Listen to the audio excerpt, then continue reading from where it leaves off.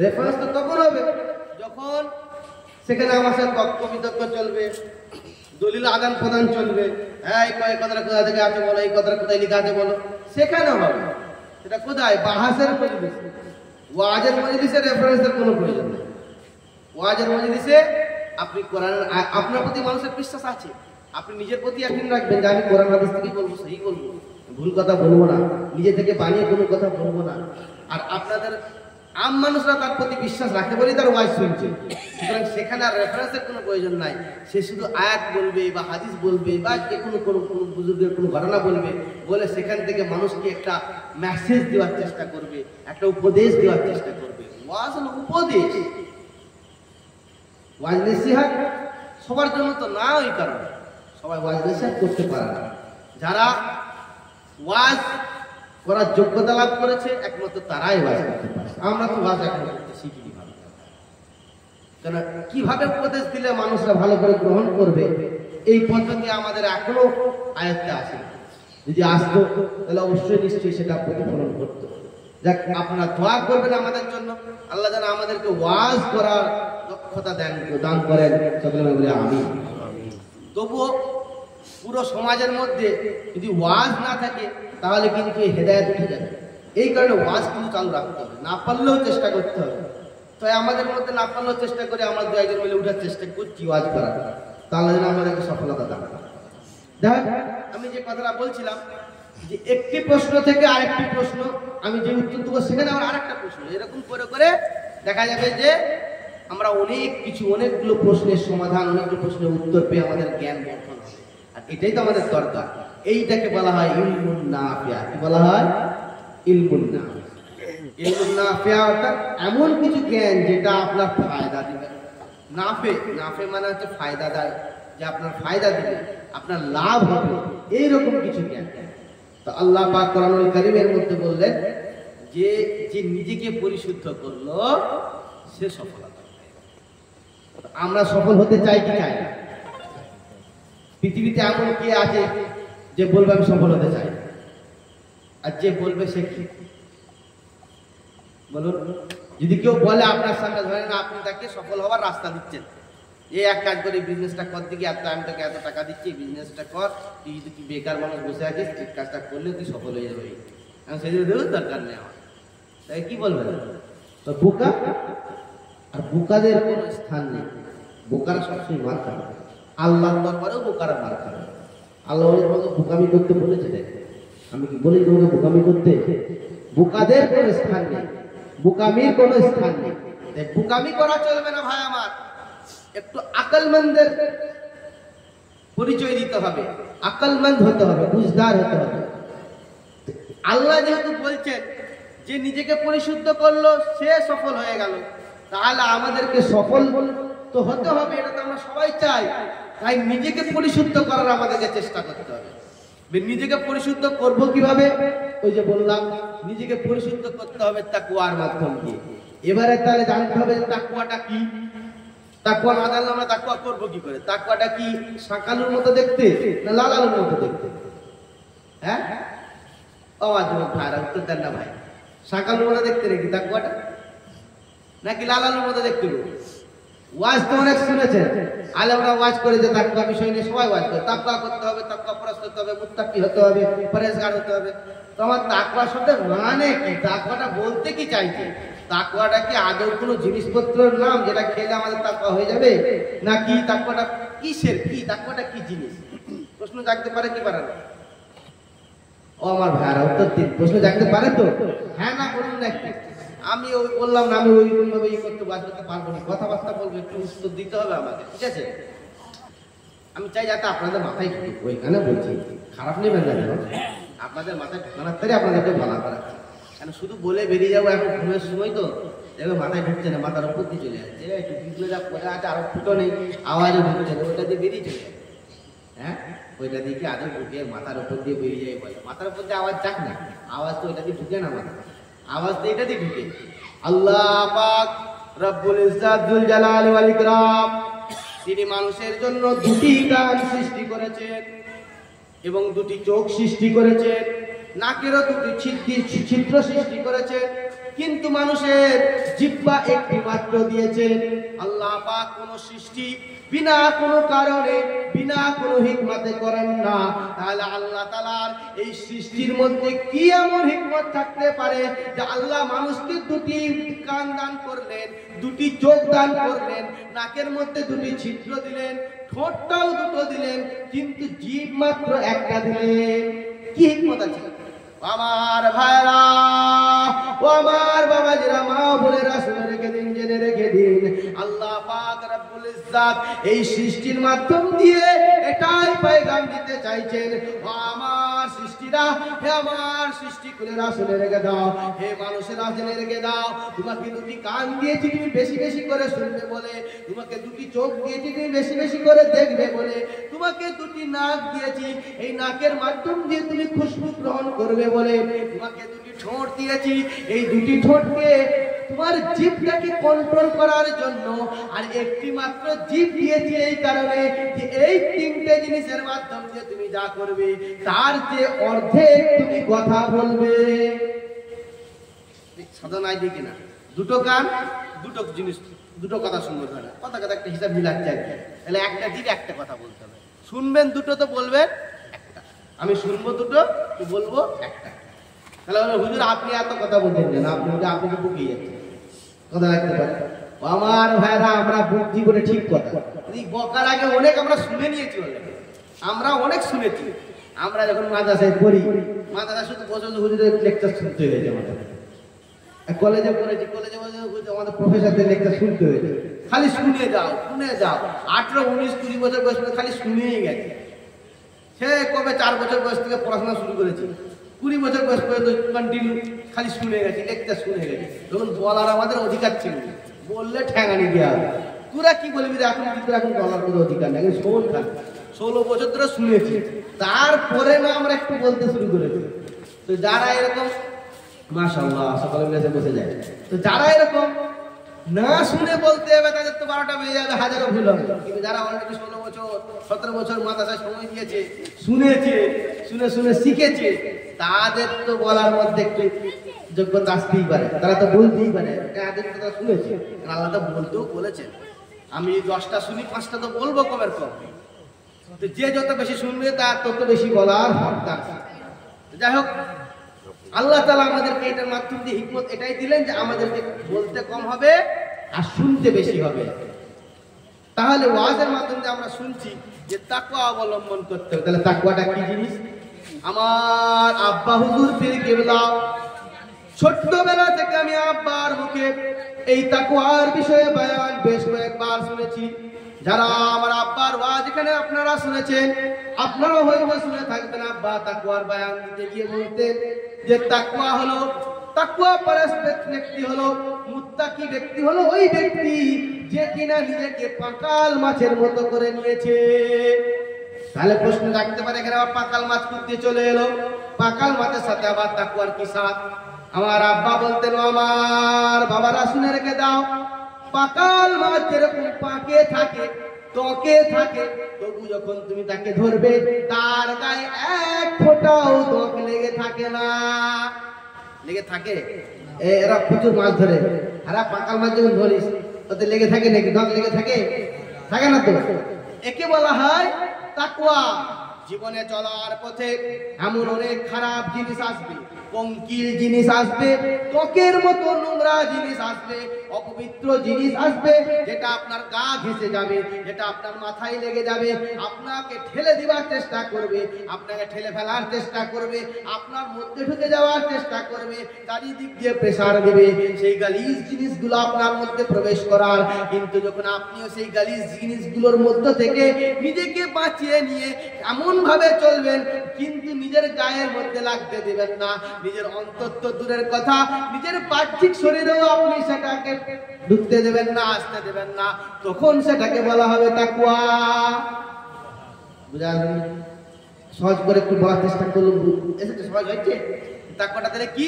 পাকাল মাছের মতো করে। ও আমার ভাইরা, হাদিস পড়তে কি হাদিসের মধ্যে মাফহুম হিসেবে একটি পায়। হযরত ওমর রাদিয়াল্লাহু তাআলা আনহুকে একজন জিজ্ঞাসা করলো, হে আমিরুল মুমিনিন, আপনি বলুন তাকওয়া কাকে বলে? তাকওয়া আমরা কিভাবে করব আপনি একটু বলুন। হযরত আমিরুল মুমিনিন হযরত ওমর রাদিয়াল্লাহু তাআলা আনহু তিনি বলেন, হে আল্লাহর বান্দা, শুনে রেখে দাও, শুনে রেখে দাও। তাকওয়া হলো এমন একটি আমল, যেমন ধরে নাও তুমি যখন মরুভূমির মধ্যে ওই ক্যাকটাস গাছগুলোর মধ্যে দিয়ে যাও, কাঁটা পূর্ণ কণ্টক পূর্ণ বন জঙ্গলের ভিতর দিয়ে যখন তুমি যাও, তখন তুমি কেমন করে যাও বলো দেখি? তুমি বলছো তখন আমি খুব সাবধানতার সঙ্গে জামাটাকে এইভাবে যে মানে চাপটে ধরে ধরে যায় যাতে করে গায়ে না লেগে যায়। তো হ্যাঁ, তোমার ফারুক বলছেন ওটাই হলো তাকওয়া, ওটাই হলো তাকওয়া। যখন আপনি কণ্টকপূর্ণ জঙ্গলের পাশ দিয়ে যাচ্ছেন, রাস্তার পাশে হাজারো কাঁটাওয়ালা গাছ, খুব সরু পারা আল, আমরা যখন ধরেন হেঁটে যাচ্ছি, সরু পারা আল আর আশপাশে অনেকগুলো কাঁটাওয়ালা গাছ, পরিমূষা কাঁটা, যেটা গায়ে বা চোর কাঁটা, গায়ে লাগলে উঠে যাবে। তখন কি করবো আমরা? একটু জামাটাকে ভালো মতো করে গুটিয়ে নিয়ে বা ওজন বলে একটু তুলে নিল হাঁটুর নিচে পর্যন্ত, হাঁটুর উপরে তোলা যাবে না, হাঁটুর নিচে পর্যন্ত তুলে নিয়ে একটু এগোনোর চেষ্টা করলো। কেন? যাতে করে গায়ে না লেগে যায়। এই যে নিজেকে বাঁচিয়ে নিয়ে চলা, এটাকে বলা হয় তাকওয়া। এটাকে বলা হয় তাকওয়া। পুরো কোরআনটা এসেছে মানুষকে তাকওয়া অবলম্বন করানোর তারে। আমার ভাইরা, আল্লাহর কসম করে বলছি, আমি যতবার কোরআন পড়েছি ততবার আমি পেয়েছি এটাই যে আল্লাহ যেন বলতে চায় আমার বান্দারা মুত্তাকি হয়ে যায়, আমার বান্দারা মুত্তাকি হয়ে যায়। মুত্তাকি হয়ে গেলেই সবকিছু, অনেক বলবে যে মুত্তাকি হয়ে গেলেই সবকিছু, তাহলে বাকি গায়ে কালা। আল্লাহ তাআলা বলছেন, ইন্নাল মুসলিমিনা ওয়াল মুসলিমাতি ওয়াল মুমিনিনা ওয়াল মুমিনাতি ওয়াল কানিতিনা ওয়াল কানিতাতি ওয়াস সাদিকিনা ওয়াস সাদিকাতি। এতগুলো করে 9টা নাম আল্লাহ তাআলা বর্ণনা করেন। শুধু মুত্তাকি হয়ে গেলেই হয়ে যাবে? আমার ভাইরা, মুত্তাকি হলে এই বাকি 9টা কাজ করা আপনার জন্য সহজ। আপনি মুত্তাকি হিসেবে প্রথম লেভেল, যেমন ধরেন মাধ্যমিক যদি কেউ পাস না করে, এখন তো চিটিং করে বা সেই অনলাইনের মাধ্যম দিয়ে ফ্রড করে হাজার রকম সার্টিফিকেট জোগাড় করা যায়।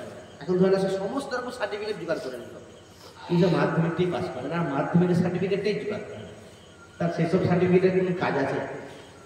যে কেউ দেখে বলছি ভণ্ড, তোর মাধ্যমিকেরই সার্টিফিকেট নিয়ে তুই আবার পিএইচডি সার্টিফিকেট আর বিএসসি সার্টিফিকেট দেখা যাচ্ছে। ঠিক সেরকম হয়ে যাবে যদি কেউ মুত্তাকি না হয়। আর সে নিজেকে দেখাই বড় জাকির আর জাকেরা, বিরাট জাকির হয়ে গেছে, কেউ জিকির করছে, আজকার করছে, ভণ্ড। আমার মধ্যে তাকওয়া নেই, আর আমি কি করলাম? আমি বিরাট নিজেকে মুসলমান বলে দাবি করছি, বিরাট একদম নামাজ রোজা হজ জাকাত ইসলামের যেগুলো মেন রুকুনগুলো দিয়েছে সেগুলো বিরাট ভাবে করছি, ওদের আমার মধ্যে তাকওয়া নেই, ভণ্ড। ভণ্ডামি। আমার চেয়ে বড় ভণ্ড তাহলে পৃথিবীতে কেউ হবে না, যদি আমি এরকম এটা করি।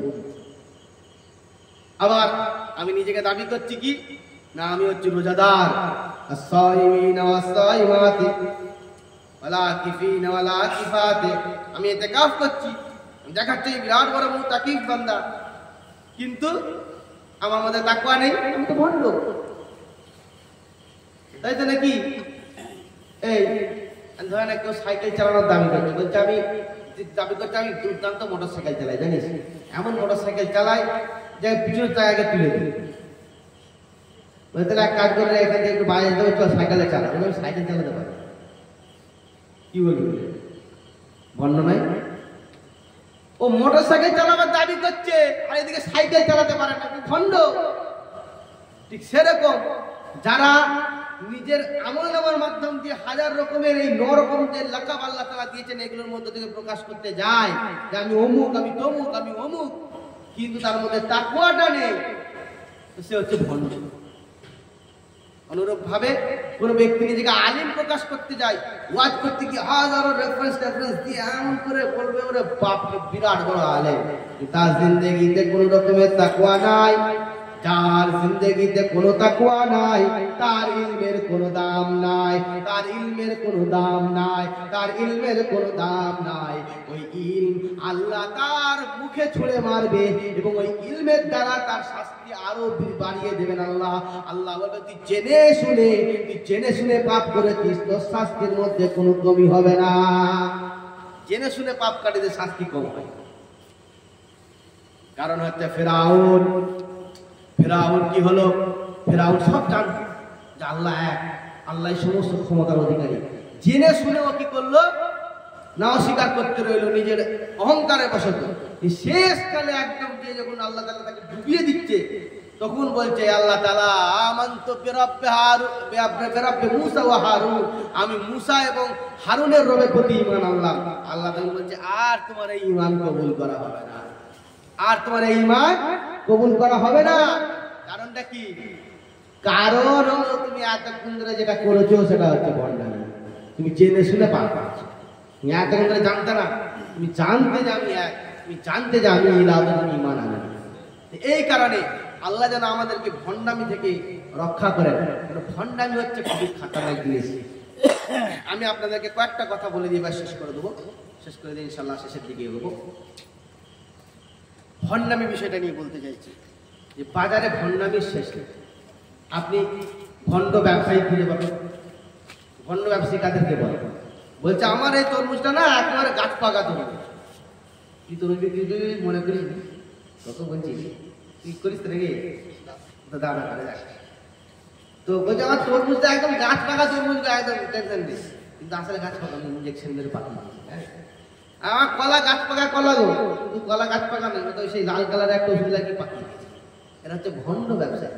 এই ভণ্ড ব্যবসায়ীরা পাকড়াও হবে হাসরের ময়দানে, সাবধান থাকতে হবে। আমার মাল আমি জানি মালটা আমার খারাপ, আমি বলে আমার বিরাট ভালো মাল গো, এই মালটা খুব ভালো মাল গো। মানুষের মধ্যে প্রচার হয়ে গেছে যে ব্যবসায়ী নিজের মালকে সবসময় ভালোই বলবে না, এটা নিয়ম নয়। ইসলামের নিয়ম হলো এটাই, আপনি যেটা বেচছেন সেটার আসল কোয়ালিটি বলেই আপনাকে বেচতে হবে। আমি একটা কটন, একটা সুতির কাপড় নানা রকম হয়, মালাই কটন আছে, তারপরে হচ্ছে কটন ভিসকোস বলে একটা কাপড় যেটা এখন বর্তমানে বেশি জুব্বা পড়ছে।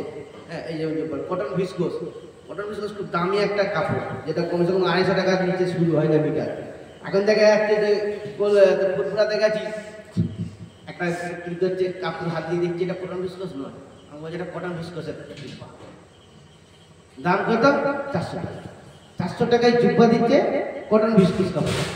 ওরা একটা জুব্বা বানাতে গেলে কমসে কম 3 মিটার কাপড় লাগে। 250 টাকা করে হলে ওখানেই তো তোমার 750 টাকা কাপড় লেগে যাচ্ছে, তাই নাকি? 750 টাকা কাপড় লাগলে আবার তাতে মজুরি চার্জ, কমসে কম 50 টাকা মজুরি চার্জ লাগুক, তাহলে তো 800 টাকা হয়ে গেল। 800 টাকা যেখানে খরচা, তুমি 400 টাকায় মালটা দিচ্ছ আর বলছো তুমি কটন ভিসকোস কাপড় দিচ্ছ, তো সস্তা। এইটাই 2 নম্বর, এটাই হচ্ছে ভণ্ডামি। এই যে ব্যবসার মধ্যে ভণ্ডামি রয়েছে, সেরকম এই ইলমের দিক দিয়ে এই ইসলামের জগতে, এই বক্তাদের জগতেও ভণ্ডামি রয়েছে, প্রচুর হারে ভণ্ডামি রয়েছে। কি করে চিনবেন? এইভাবে যে বক্তা যে ওয়াজগুলো করে, সুন্দর সুন্দর কথাগুলো বলে, ভালো ভালো কথাগুলো বলে, আমলের কথাগুলো বলে, বক্তা যখন নিজের জিন্দেগিতে সে আমলগুলো প্রতিফলিত না করবে, সে ব্যক্তি, সেই বক্তা হলো বক্তা জগৎ বক্তা নামের তক্তা। এনায়েতুল্লাহ আব্বাসী বলেন, এনায়েতুল্লাহ আব্বাসী কি বলেন? ও হচ্ছে বক্তা নয়, বক্তা নামের তক্তা, জাহান্নামের তক্তা। ঠিক তাই, কারণ জাহান্নামের তক্তা বলা হয়। নবী করিম সাল্লাল্লাহু আলাইহি ওয়াসাল্লাম বলেছেন এমন একদল আলেম থাকবে যাদেরকে দিয়ে জাহান্নামকে কি হবে? প্রজ্বলিত করা হবে, জাহান্নামের ইন্ধন বানানো হবে, জানুন বানানো হবে। জানুন তো তক্তাকে তো জানুন হিসেবে ব্যবহার করা হয়, কাঠ। সেই কারণেই ইনায়াতুল্লাহ আব্বাসী বলেন হচ্ছে বক্তা নামের তক্তা, জাহান্নামের তক্তা। কোন বক্তারা? যারা তাকওয়া পরস্ত নয়, যারা তাকওয়া অবলম্বন না করে, ভণ্ডামি করে, বলে এক কিন্তু নিজের জীবনে সেটা প্রতিফলিত করে না। তো আমার ভাইয়েরা, এইরকম বক্তা থেকে, এইরকম মানুষ থেকে আমাদেরকে সাবধানে থাকতে হবে, নিজেদেরকে গুটিয়ে রাখতে হবে। এবং এইটা তখনই সম্ভব যখন আপনি একটা নিজের মাথার উপরে সবসময় একটা অ্যালার্ম ঝুলিয়ে রাখবেন। এই যেমন ধরেন আমরা এখন সিঁড়িতে ওঠার সময় ওঠার জন্য মোবাইলে অ্যালার্ম দিয়ে রাখছি, যাতে করে আমরা 3টে 7 শুনতে পড়ব। মাথার কাছে দিয়ে রাখছি, দূরে রাখলে শুনতে পাবো না, মাথার কাছে আছে, কানের কাছে বাজে উঠে পড়বো। এরকম কানের কাছে যেন একজন বাজানেওয়ালা থাকে সব সময়, এই তুই ভুল করছিস, এই তুই ভুল করছিস, এটা ভুল হচ্ছে, এটা ভুল হচ্ছে। এই ভুল ধরে দেওয়ালা একজনকে রাখতে হবে। ইনি কে? ইনি হচ্ছেন আপনার উস্তাদ। আপনাকে একজন উস্তাদ রাখতে হবে। উস্তাদ বিহীন থাকা মানে কেউ উস্তাদ বিহীন থাকে না। আপনি যখন কোনো আল্লাহর রাহের রাহিকে নিজের উস্তাদ বানাবেন না, শয়তান আপনার উস্তাদ হবে। কোনো মানুষ উস্তাদ ছাড়া থাকতে পারে না। ওই কারণেই বলে যে যার কোনো পীর নেই তার পীর শয়তান। পীর মানে উস্তাদের ভাই, কিছু না। তো পীরকে আপনি পীর শব্দটা যদি আপনার খারাপই লাগে, ফার্সি শব্দ, বাদ দেন পীর শব্দটা, উস্তাদটাই নিয়ে নেন। উস্তাদ তো রাখতে হবে, যার কোনো উস্তাদ নেই তার উস্তাদকে শয়তান। কেন আমার ছোট ভাই একটু আগে বাদ করছিল না যে আমাদের কারিন আছে, আমাদের কারিন আছে। কারিন মানে হচ্ছে আমাদের সঙ্গী সাথী। আমাদের সঙ্গী সাথী জিনেদের মধ্যে রয়েছে, শয়তানদের মধ্যে রয়েছে, ফেরেশতাদের মধ্যে রয়েছে। জিন শয়তান একই রকম, এটা বলতে চেয়েছি। আর ফেরেশতাদের মধ্যেও রয়েছে। ফেরেশতারা আমাদেরকে ভালো কথাগুলো পৌঁছায়, বলে এটা ভালো কাজটা কর, ভালো কাজটা কর। আর শয়তান কি করে না, আমাদেরকে খারাপ কাজ, মন্দ কাজে ওয়াসওয়াসা দিতে থাকে। তো আমাদেরকে কি করতে হবে, এই ভালো কাজটা করার জন্য আমাদেরকে মানুষদের মধ্যে হতে একজন উস্তাদ ধরতে হবে, যাকে আমরা দেখবো যে অলরেডি তাকওয়া পরাস ব্যক্তিত্ব, তাকে আমরা নিজের উস্তাদ হিসেবে মেনে নেব, তার সঙ্গ লাভ করব, তার সোহবত লাভ করব। এর মাধ্যমে যে আল্লাহ তাআলা আমাদেরকে ফায়জাব করবেন। আখিরু দাওয়ানা আলহামদুলিল্লাহি রাব্বিল আলামিন। আল্লাহুম্মা সাল্লি আলা সাইয়্যিদিনা মাওলানা মুহাম্মদ ওয়া আলি সাইয়্যিদিনা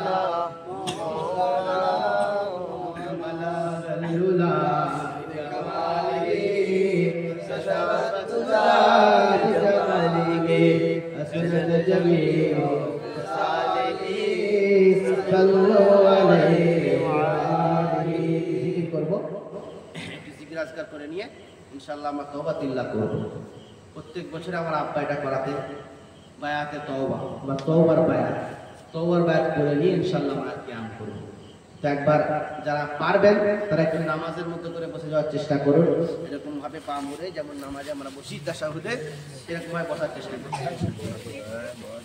রমজান মাস যত জিকির করবেন, একটু আগে বলতে ওয়াজ্জাকিরিন ওয়া যাকিরাত, জাকিরিনদের মধ্যে শামিল হবে, কিন্তু তাকওয়া সাথে ভণ্ডামি করে না। খোদার কসম করে বলছি যে যখন কোনো মানুষ এটা বলছে যে আপনারা জিকির করুন, দেখতে হবে তার জিন্দেগিতে জিকির আছে কি। তো আমি আপনাদের আশ্বস্ত করার জন্য বলছি, নিজের অহংকারের জন্য নয়, যে আমি ভাই জিকির করি বলে আমি আপনাদেরকে জিকির করাবার সাহসটা পেয়েছি। আমি যদি জিকির না করতাম, সত্যি কথা বলছি, আলিশান কোনোদিন সাহস করতো না আপনাদেরকে জিকির করা। আমি জিকির করি বলে আমি আপনাদেরকে জিকির করাচ্ছি। সুতরাং এদিকে নিশ্চিন্ত থাকুন, আমি ভণ্ড নই, ঠিক আছে? তো আমার সাথে জিকির করুন, তার আগে তওবা করতে।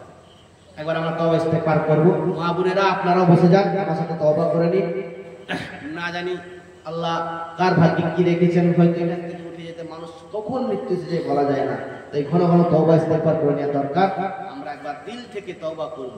আমরা সবাই বলি আস্তাগফিরুল্লাহ রাব্বি মিন কুল্লি যামবিন ওয়া আতুবু ইলাইহি লা হাওলা ওয়ালা কুওয়াতা ইল্লা বিল্লাহিল আলিয়্যিল আযীম।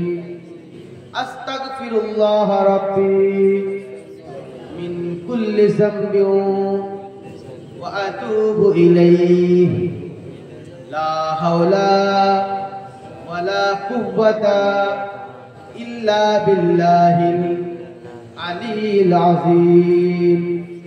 আস্তাগফিরুল্লাহ রাব্বি মিন কুল্লি যামবিন ওয়া আতুবু ইলাইহি লা হাওলা ওয়ালা কুওয়াতা ইল্লা বিল্লাহিল আলিয়্যিল আযীম। লা ইলাহা ইল্লাল্লাহ মুহাম্মাদুর রাসূলুল্লাহ সাল্লাল্লাহু তাআলা আলাইহি ওয়া আলিহি ওয়া সাল্লাম। হে আল্লাহ তাআলা, আমার সাথে নিয়ত করুন, হে আল্লাহ তাআলা, আমি আমার কলবের দিকে মুতাওয়াজ্জিহ, আমার কলব জনাব হুজুর পীর কেবলার ওসিলায় আপনার আরশে পাকের দিকে মুতাওয়াজ্জিহ আছে। হে আল্লাহ তাআলা, আপনার আরশে আজিম হতে আমার কলবে আপনার জালালি নামের জিকিরের ফয়েজ জারি করে দেন। আল্লাহ আল্লাহ আল্লাহ আল্লাহ আল্লাহ আল্লাহ আল্লাহ আল্লাহ আল্লাহ আল্লাহ আল্লাহ আল্লাহ আল্লাহ আল্লাহ আল্লাহ আল্লাহ আল্লাহ আল্লাহ Allah Allah Allah Allah Allah Allah Allah Allah Allah Allah Allah Allah Allah Allah Allahu la ilaha illallah la ilaha illallah la ilaha illallah la ilaha illallah Muhammadur Rasulullah sallallahu ta'ala alayhi wa alihi wa sallam আমরা অনেকে আল্লাহর নবীর শানে দুরূদ পড়ার সময় শুধু সাল্লাল্লাহু আলাইহি ওয়াসাল্লাম বলে ছেড়ে দিই, এটা কিন্তু ঠিক না। দুরূদ শরীফ যখনই পড়া হবে আল্লাহর নবীর উপরে তখন তার আল আওলাদদের উপরে পড়তে হবে। এই কারণে নিয়ম হচ্ছে দুরূদ পড়তে হবে, শর্ট ফর্মে দুরূদ পড়লো সাল্লাল্লাহু আলাইহি ওয়া আলিহি ওয়াসাল্লাম বলতে হবে, সাল্লাল্লাহু আলাইহি ওয়া আলিহি ওয়াসাল্লাম। আমার সাথে বলুন সাল্লাল্লাহু আলাইহি ওয়া আলিহি ওয়াসাল্লাম। আল্লাহ আমাদেরকে জিকিরের ফায়দা করুন। বেশিক্ষণ করবো না, সব জিনিস ছোট ছোট করছি কেন, রমজানের মাস সময় শেষ হয়ে গেছে। ইনশাআল্লাহ আমরা এবারে কিয়ামের জন্য দাঁড়াবো, তার আগে তাওয়াল্লাত নাম আমরা পড়ে নেব। জলওয়াগর হো ইয়া ইমামুল মুরসালিন, জলওয়াগর হো রাহমাতাল লিল আলামিন, জলওয়াগর হো अंबिया के मुक्तदा, जलवागर हो औलिया के पेशवा, जलवागर हो ए मेरे नूरे नजर, जलवागर हो ए सैयदे खैरुल बशर, जलवागर हो ए गमज़दों के दस्तगीर, जलवागर हो ए हादिए रोशन ज़मीर, फज़हर रसूलुल्लाह सल्लल्लाहु तआला अलैहि वसल्लम कल बद्रिल मुनीर, यानी 12 तारीख रबीउल अव्वल पीर के दिन बावक़्त सुबह सादिक जनाबे कौनैन सुल्तान तारैन अहमद मुस्तफा मुहम्मद मुस्तफा सल्लल्लाहु तआला अलैहि वसल्लम ने ज़ुहूर जलाल फरमाया, मौलूद दिल पज़ीर का जिक्र ज़ुहूर है, ताज़ुल का मकाम है, उठना ज़रूर है।